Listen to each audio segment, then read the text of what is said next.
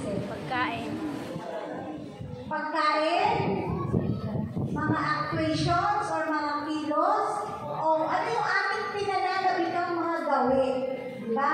Ang sabi niya, ang definition ng cravings, intense desire for something specific, often for food or substances. So, pag sinabi natin cravings, ito yung mga pangunahing mga pangangailangan o gusto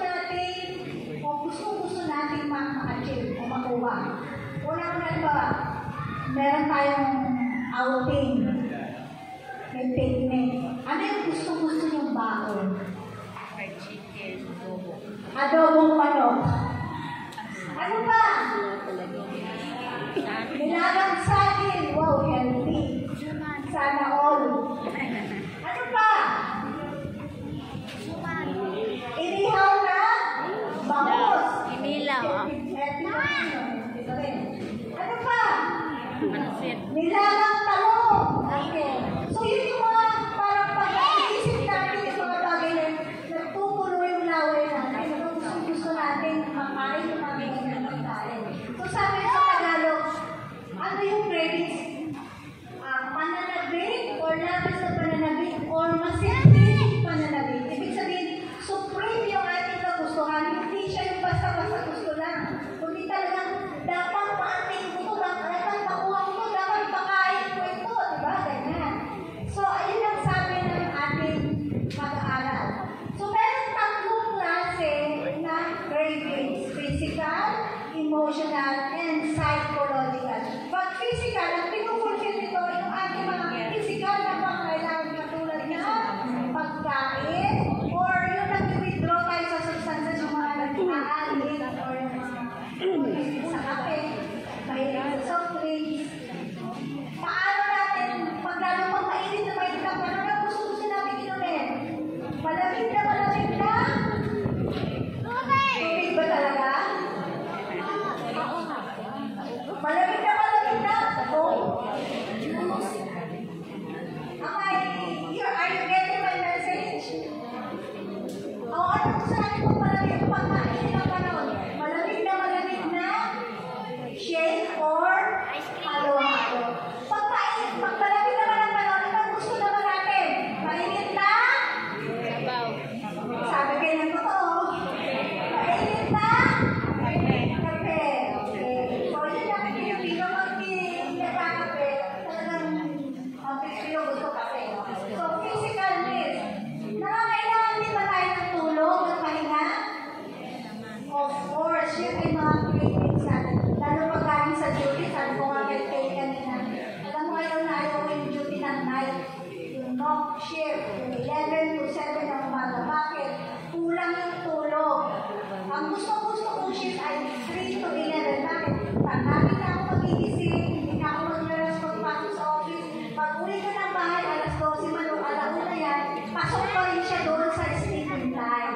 Kaya yan ang gusto kong shift. Pero, yung night shift, yung graveyard ang tawag namin sa mga nurses, yung 11 to 7. Tutulong pa lang yung mga tao, gigising pa nga yung tao, gising ka pa rin. So, ibig sabihin, yun yung graveside. So, we need some rest. Emotional cravings, ano gusto natin sa emotional? Siyempre, gusto natin, we will feel love. Right? Ano pa? Kumakain tayo kasi gusto natin mag-fulfill yung ating desire sa pagkain. And we want also to get away with the pagod. Paano natin gagawin yung mawala yung pagod? Loneliness at saka boredom. So,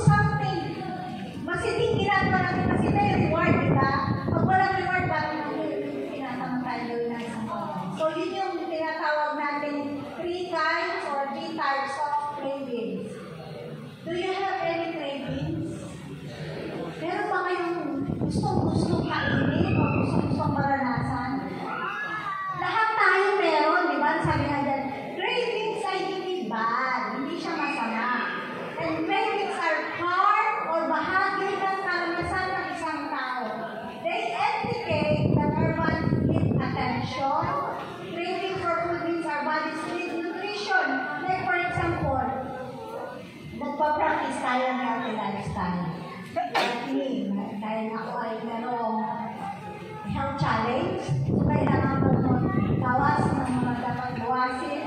So, may mga pagkakataon, lalo pag nagbabiyahe, masarap kumain ng chips, di ba?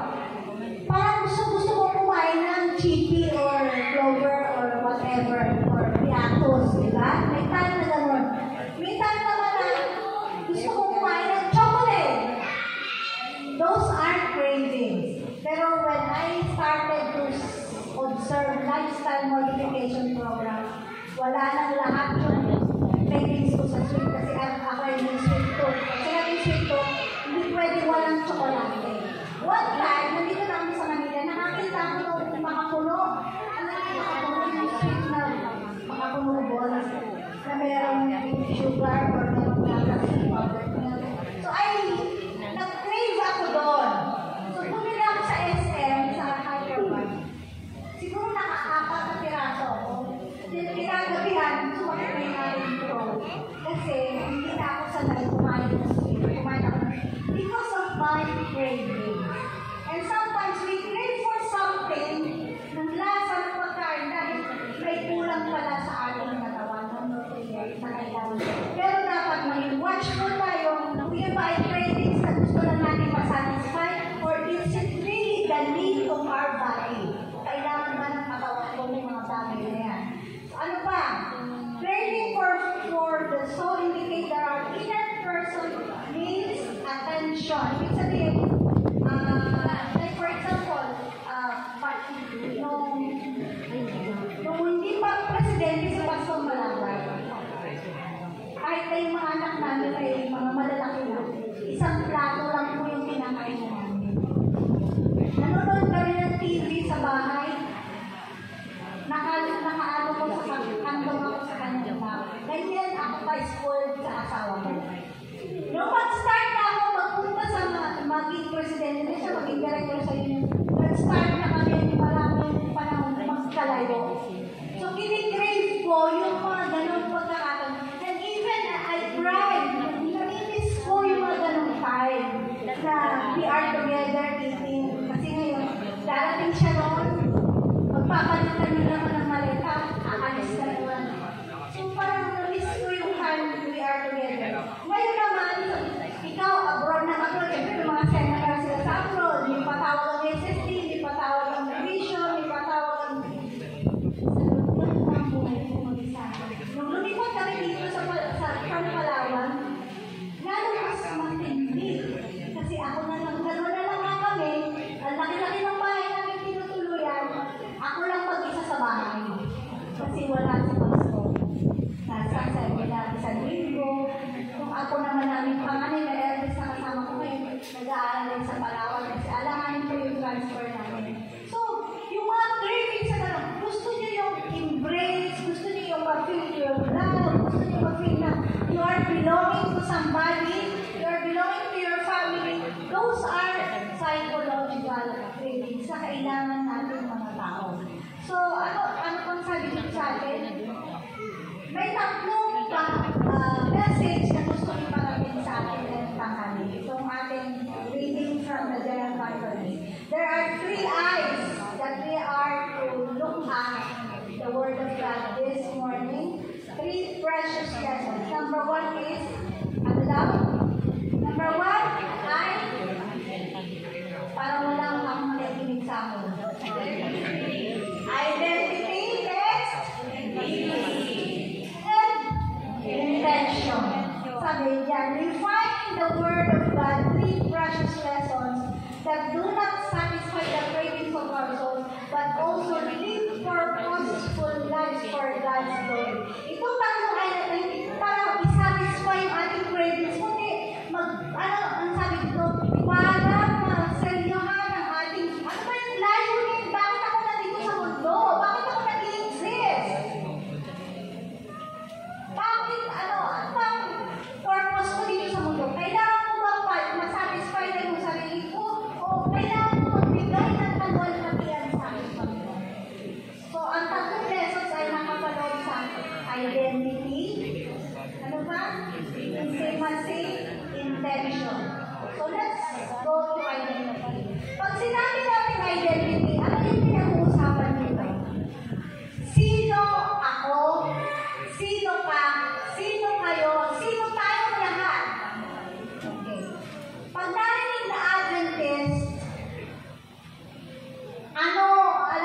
ang description sa Adventist Christian.